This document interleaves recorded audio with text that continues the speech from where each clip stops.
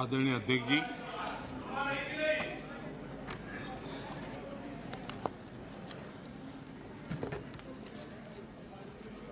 पिछले 3 दिवस से अनेक वरिष्ठ महानुभाव आदरणीय सदस्यों ने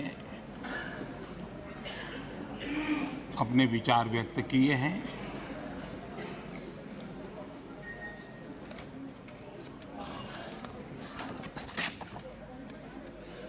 करीब सभी के विचार मुझ तक विस्तार से पहुंचे भी हैं। मैंने स्वयं भी कुछ भाषण सुने भी हैं। आदरणीय अध्यक्ष जी, देश की जनता ने हमारी सरकार के प्रति बार बार जो विश्वास जताया है, मैं आज देश के कोटि-कोटि नागरिकों का आभार व्यक्त करने के लिए उपस्थित हुआ हूं।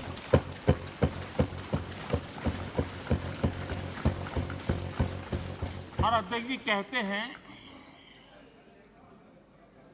भगवान बहुत दयालु है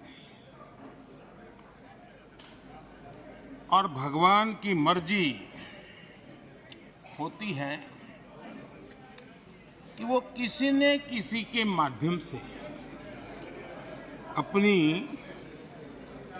इच्छा की पूर्ति करता है, किसी न किसी को माध्यम बनाता है। मैं इसे भगवान का आशीर्वाद मानता हूं कि ईश्वर ने विपक्ष को सुझाया और वो प्रस्ताव लेकर आए।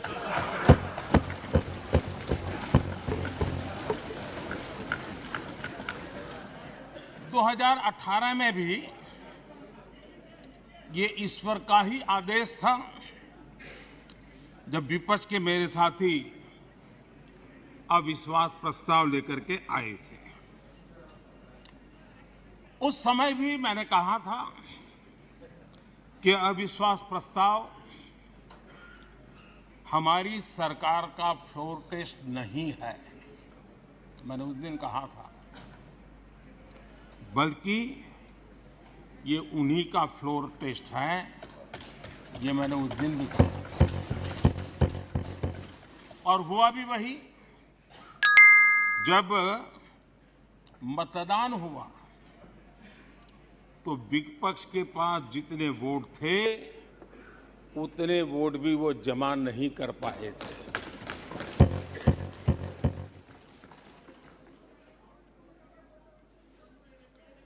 और इतना ही नहीं, जब हम सब जनता के पास गए तो जनता ने भी पूरी ताकत के साथ इनके लिए नो कॉन्फिडेंस घोषित कर दिया। और चुनाव में एनडीए को भी ज्यादा सीटें मिली और भाजपा को भी ज्यादा सीटें मिली। यानी एक तरह से विपक्ष का अविश्वास प्रस्ताव हमारे लिए शुभ होता है।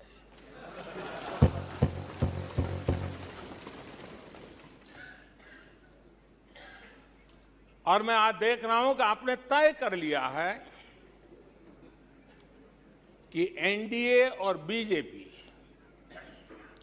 2024 के चुनाव में पुराने सारे रिकॉर्ड तोड़ करके भव्य विजय के साथ जनता के आशीर्वाद से वापस आएंगे। आदरणीय अध्यक्ष जी, विपक्ष के प्रस्ताव पर यहां 3 दिनों से अलग अलग विषयों पर काफी चर्चा हुई है। अच्छा होता कि सत्र की शुरुआत के बाद से ही विपक्ष ने गंभीरता के साथ सदन की कार्यवाही में हिस्सा लिया होता। बीते दिनों इसी सदन ने और हमारे दोनों सदन ने जन विश्वास bill, मेडिएशन bill, dental commission bill, आदिवासियों के लिए जुड़े हुए bill, digital data protection bill, national research foundation bill, coastal aquaculture से जुड़ा बिल, ऐसे कई महत्वपूर्ण बिल यहां पारित किए। और ये ऐसे बिल थे जो हमारे फिशरमैन के हक के लिए थे और उसका सबसे ज्यादा लाभ केरल को होना था और केरल के सांसदों से ज्यादा अपेक्षा थी कि वो ऐसे बिल पर तो अच्छे ढंग से हिस्सा लेते, लेकिन राजनीति उन पर ऐसी हावी हो चुकी है कि उनको फिशरमैन की चिंता नहीं है। यहां नेशनल रिसर्च फाउंडेशन का बिल था, देश की युवा शक्ति के आशा आकांक्षाओं के लिए एक नई दिशा देने वाला बिल था। हिंदुस्तान को एक साइंस पावर के रूप में भारत कैसे उभरे, वैश्विक दीर्घदृष्टि के साथ सोचा गया था। उससे भी आपका इतराज। डिजिटल डाटा प्रोटेक्शन बिल, ये बिल अपने आप में देश के युवाओं के जज्बे में जिस बात आज प्रमुखता से है उससे जुड़ा हुआ था। आने वाला समय टेक्नोलॉजी ड्रिवन है। आज डाटा को एक प्रकार से सेकंड ऑयल के रूप में, सेकंड गोल्ड के रूप में माना जाता है। उस पर कितनी गंभीर चर्चा की जरूरत थी, लेकिन राजनीति आपके लिए प्राथमिकता थी। कई ऐसे बिल थे जो गांव के लिए, गरीब के लिए, दलित के लिए, पिछड़ों के लिए, आदिवासी के लिए, उनके कल्याण की चर्चा करने के लिए थे, उनके भविष्य के साथ जुड़े हुए थे। लेकिन इसमें इन्हें कोई रुचि नहीं है। देश की जनता ने जिस काम के लिए उनको यहां भेजा है, उस जनता का भी विश्वासघात किया गया है।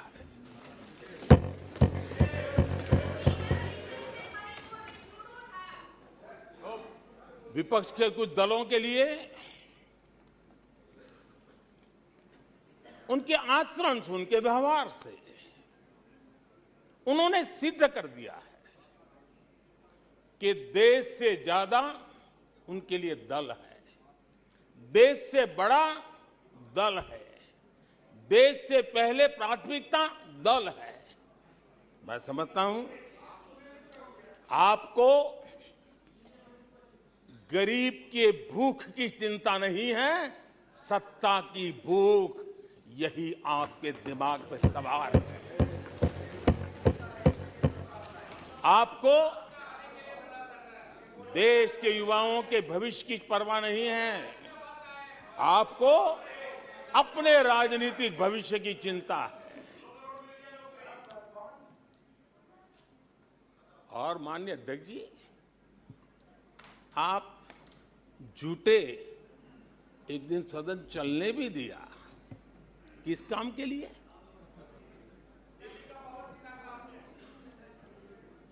आप झूठे तो अविश्वास प्रस्ताव पर झूठे और अपने कट्टर भ्रष्ट साथी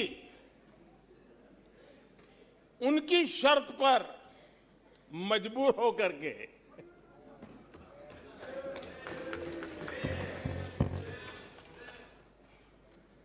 और इस अविश्वास पर प्रस्ताव पर भी आपने कैसी चर्चा की? और तो मैं तो देख रहा हूं सोशल मीडिया में आपके दरबारी भी बहुत दुखी है।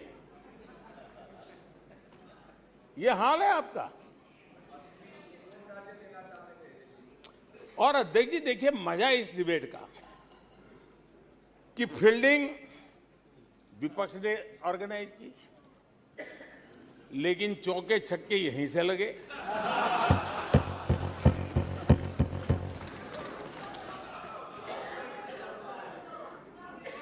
और विपक्ष नो कॉन्फिडेंस मोशन पे नो बॉल नो बॉल पर ही करता आगे चलता जा रहा है। इधर से सेंचुरी हो रही है, उधर से नो बॉल हो रहे हैं।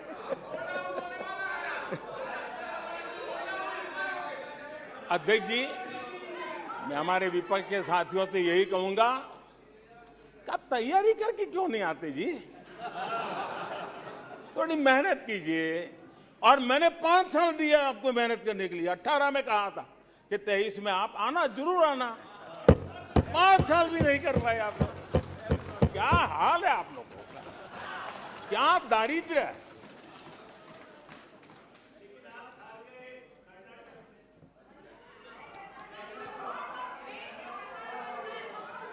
आदरणीय अध्यक्ष जी,